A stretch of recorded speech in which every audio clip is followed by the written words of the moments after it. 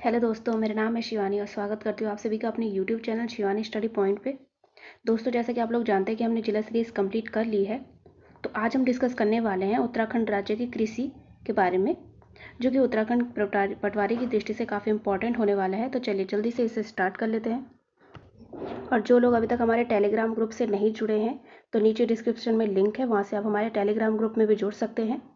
आज का पहला क्वेश्चन है, राज्य के पर्वतीय क्षेत्रों की अधिकांशतः मृदा का पीएच मान है 4.5 से कम, 4.5 एवं 5 के मध्य, 5.5 एवं 6.5 के मध्य, 7 एवं 7.5 के मध्य। यहाँ पर हमारा करेक्ट आंसर हो जाएगा ऑप्शन नंबर सी, 5.5 एवं 6.5 के मध्य। यहाँ पर मैंने कोशिश की है जो प्रीवियस ईयर क्वेश्चन होते हैं उसे मैंने यहाँ पे लिया है ज़्यादातर, क्योंकि पीएससी ने जो पूछे हैं, साथ ही वो क्वेश्चन भी लिए हैं जो कि जीके की दृष्टि से काफ़ी इंपॉर्टेंट रहते हैं, तो इसे एंड तक जरूर देखें। पर्वतीय क्षेत्रों में सीढ़ीनुमा खेती के लिए सीढ़ियां अधिक से अधिक जितने प्रतिशत भूमि के ढाल तक बनाई जाती है वो है 15, 30, 45 या फिर 60। करेक्ट आंसर हो जाएगा ऑप्शन नंबर ए, 15। निम्न में से कौन सी फसल राज्य के तराई क्षेत्र में अप्रैल माह में फूल आने की अवस्था में दिखती है? सोयाबीन, अरहर, सूर्यमुखी या फिर इनमें से कोई नहीं। करेक्ट आंसर हो जाएगा ऑप्शन नंबर सी, सूर्यमुखी। राज्य के पर्वतीय क्षेत्र में कृषि एवं मानव श्रम का प्रमुख योगदान लगभग 60% उपलब्ध कराया जाता है वयस्क पुरुष कर्मकारों के, बाल कर्मकारों के द्वारा, महिला कर्मकारों के द्वारा या फिर कृषि कर्मकारों श्रमिकों के द्वारा। करेक्ट आंसर हो जाएगा ऑप्शन नंबर सी, महिला कर्मकारों के द्वारा। राज्य में दूध एवं दुग्ध उत्पादों को किस ब्रांड के नाम से बेचा जाता है? आंचल, पराग, नंदन या फिर अमूल। तो करेक्ट आंसर हो जाएगा ऑप्शन नंबर ए, आंचल। जैव कृषि को प्रोत्साहित करने के लिए किस राज्य ने अपने को जैव राज्य घोषित किया है? उत्तराखंड, छत्तीसगढ़, अरुणाचल प्रदेश या फिर राजस्थान। तो करेक्ट आंसर हो जाएगा ऑप्शन नंबर ए, उत्तराखंड। उत्तराखंड में उगाई जाने वाली फसलों में अति महत्वपूर्ण समूह है धान, गन्ना, झिंगोरा व अरहर, गेहूं, धान, मंडवा व आलू, गेहूं, मंडवा, झिंगोरा व आलू, गेहूं, धान, गेहूं, अरहर व मसूर। तो आप सभी लोग जानते होंगे कि देहरादून उत्तराखंड में जो है अधिकांश भूभाग पर कौन सी खेती की जाती है? आपकी गेहूं हो गया और धान हो गया, ये तो आपके दोनों हो जाती है मैक्सिमम। तो इसके आधार पर आपका जो है ऑप्शन नंबर ए एलिमिनेट हो जाता है और ऑप्शन नंबर सी भी एलिमिनेट हो जाता है। बच जाता है आपके पास बी और सी। गेहूं धान के बाद अगर हम सब्जी की बात करते हैं तो सर्वाधिक बोया जाता है आलू, और जो मंडुआ है ये अधिकांशतः जो है पर्वतीय क्षेत्र में बोया जाता है। ठीक है, तो आलू हमारे पास क्या हो जाता है, इसके बाद आ जाता है, तो इसके हिसाब से हमारा करेक्ट आंसर हो जाएगा ऑप्शन नंबर बी। तो कुछ इसी प्रकार से भी क्या है, आपको अपने ऑप्शन एलिमिनेट करने होंगे, क्योंकि कांस्टेबल के एग्जाम में भी यूकेपीएससी ने अपना थोड़ा पैटर्न चेंज करा था, कुछ अलग टाइप से क्वेश्चन पूछे थे, सीधे सीधे क्वेश्चन नहीं पूछे थे, तो आपको थोड़ा अपना दिमाग लगा के प्रेजेंस ऑफ माइंड की हेल्प से वहाँ पे अपने क्वेश्चन सही करने होंगे। कथन, गढ़वाल में सीढ़ीदार कृषि पारिस्थितिकी है। रीजन, यह पहाड़ी ढालों पर भूमि तथा जल संरक्षण का समुचित उपाय है। ए और आर दोनों सही हैं और आर ए की सही व्याख्या है। ए आर दोनों सही है परंतु आर ए की सही व्याख्या नहीं है। ए सही है परंतु आर गलत है, ए सही है, ए गलत है परंतु आर सही है।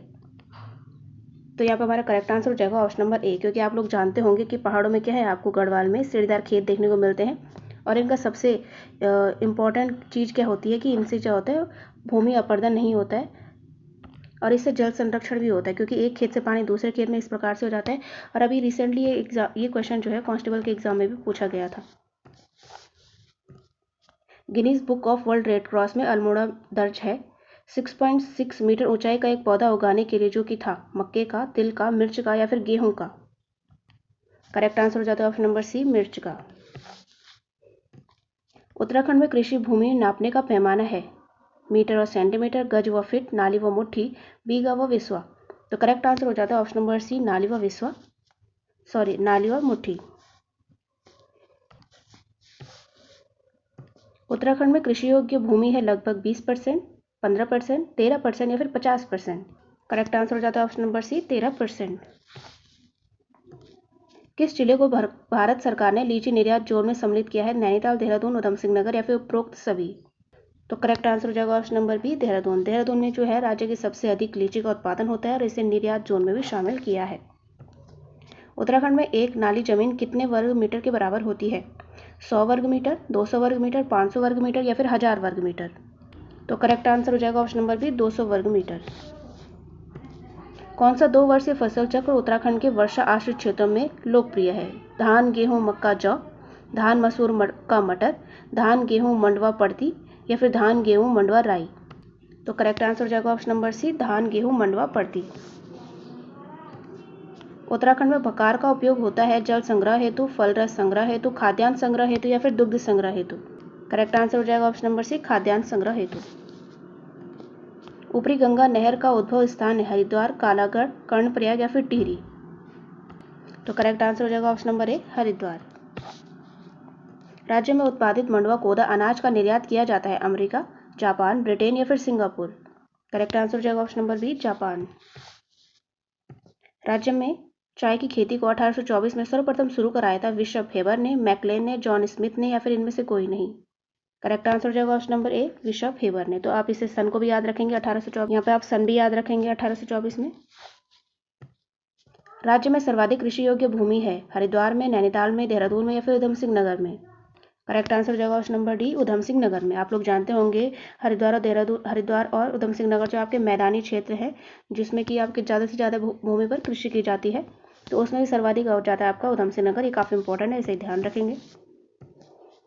राज्य में सबसे कम कृषि योग्य भूमि है उत्तरकाशी में, बागेश्वर में, पौड़ी में या फिर रुद्रप्रयाग में। करेक्ट आंसर हो जाएगा ऑप्शन नंबर डी रुद्रप्रयाग में। ये दोनों काफ़ी इंपॉर्टेंट रहते हैं, सबसे अधिक सबसे कम। स्वतंत्रता के बाद राज्य में पहला भूमि बंदोबस्त हुआ था 1951-53 में, 1954-58 में, 1960-64 में या फिर 1974-78 में। करेक्ट आंसर हो जाता है ऑप्शन नंबर सी 1960-64 में। राज्य के पर्वतीय क्षेत्रों में सिंचाई की सुविधा के अनुसार कृषि भूमि को 3 प्रकारों में बांटा जाता है। निम्न में से कौन उन तीनों प्रकारों में सम्मिलित नहीं है? तलाऊ भूमि, उपराऊ भूमि, इजरान भूमि या फिर नम भूमि। तो करेक्ट आंसर हो जाएगा ऑप्शन नंबर डी नम भूमि। राज्य में सर्वप्रथम किस औषधीय पौधे की खेती शुरू की गई थी? पाइथेरम। राज्य में सर्वप्रथम किस औषधीय पौधे की खेती शुरू की गई थी? पायरेथम, बेलाडोना, जिरेनियम या फिर कुटकी। करेक्ट आंसर हो जाएगा ऑप्शन नंबर बी बेलाडोना। राज्य में जिरेनियम की खेती की जाती है। जिरेनियम का मुख्य उत्पाद है पेय जूस, औषधीय चूर्ण, सुगंधित तेल या फिर खाद्य जेली। करेक्ट आंसर हो जाएगा ऑप्शन नंबर सी सुगंधित तेल। निम्न में से कौन सी मृदा उत्तराखंड राज्य में गन्ने एवं धान की पैदावार हेतु उपयुक्त है? ज्वालामुखी मिट्टी, दोमट मिट्टी, लाल मिट्टी या फिर तराई मिट्टी। करेक्ट आंसर हो जाएगा ऑप्शन नंबर डी तराई मिट्टी। मक्का के उत्पादन में कौन सा जिला प्रथम स्थान रखता है? पिथौरागढ़, उधम सिंह नगर, नैनीताल या फिर देहरादून। करेक्ट आंसर हो जाएगा ऑप्शन नंबर डी देहरादून। चावल का सर्वाधिक उत्पादन होता है नैनीताल में, पिथौरागढ़ में, चमोली में या फिर उधम सिंह नगर में। करेक्ट आंसर हो जाएगा option number D Udham Singh Nagar में। रामगंगा बांध को किस नाम से जाना जाता है? गंगा बांध, जिम कार्बेट बांध, कालागढ़ बांध या फिर इनमें से कोई नहीं। तो करेक्ट आंसर हो जाएगा ऑप्शन नंबर सी कालागढ़ बांध। कौन सा जिला चाय उत्पादन हेतु प्रसिद्ध है? करेक्ट आंसर हो जाएगा ऑप्शन नंबर बी नैनीताल। किसका बंदोबस्त सन 80 का बंदोबस्त के नाम से प्रसिद्ध है? बैगेट, ट्रेल, बर्ड या फिर थॉमसन। करेक्ट आंसर हो जाएगा option number B trail. Dairy शोध एवं विकास संस्थान की स्थापना कहाँ की गई है? अल्मोड़ा में, नैनीताल में, पिथौरागढ़ में या फिर देहरादून में। ये हमने जिला सीरीज में भी डिस्कस किया। करेक्ट आंसर हो जाएगा ऑप्शन नंबर बी नैनीताल में। उत्तराखंड में सिंचित भूमि को कहा जाता है? उपराऊ, कटील, तलाऊ या फिर इजरान। करेक्ट आंसर हो जाएगा ऑप्शन नंबर सी तलाऊ। उत्तराखंड में प्रथम डेयरी संघ स्थापित किया गया देहरादून में, अल्मोड़ा में, हरिद्वार में या फिर हल्द्वानी में। करेक्ट आंसर हो जाएगा ऑप्शन नंबर डी हल्द्वानी में।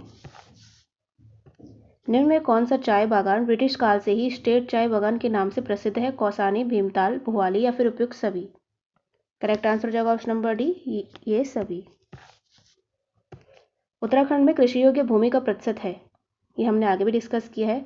करेक्ट आंसर हो जाएगा ऑप्शन नंबर सी 13%। राज्य में अंग्रेजों द्वारा निर्मित नहर है? ऊपरी गंगा नहर, पूर्वी गंगा नहर, रामगंगा नहर या फिर शारदा नहर। करेक्ट आंसर हो जाएगा ऑप्शन नंबर ए ऊपरी गंगा नहर। राज्य के सिंचन क्षमता में सर्वाधिक योगदान है नहरों का, नलकूपों का, तालाबों का या फिर कूपों का। करेक्ट आंसर हो जाएगा ऑप्शन नंबर बी नलकूपों का। तो ये थे उत्तराखंड ज्योग्राफी में कृषि से रिलेटेड कुछ important MCQ, previous year question भी थे और जो इंपॉर्टेंट है वो भी लिए गए थे। उम्मीद करती हूँ आप सभी को क्लास अच्छी लगी होगी। इसे लाइक, शेयर, सब्सक्राइब करना ना भूलें और डिस्क्रिप्शन में दिए हुए टेलीग्राम ग्रुप से जरूर जुड़ें।